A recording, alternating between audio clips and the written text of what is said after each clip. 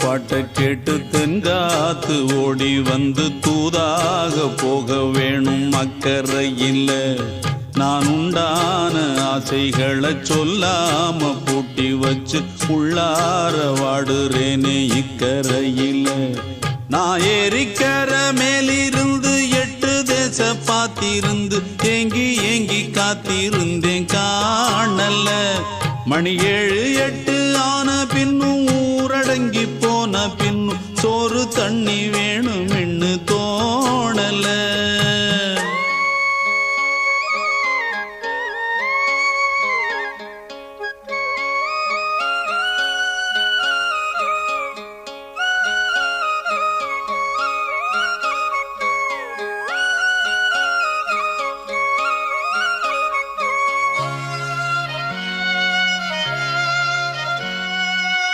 ஊரார் ஒதுக்கி வச்ச ஓவியம் என்ன பொறுத்த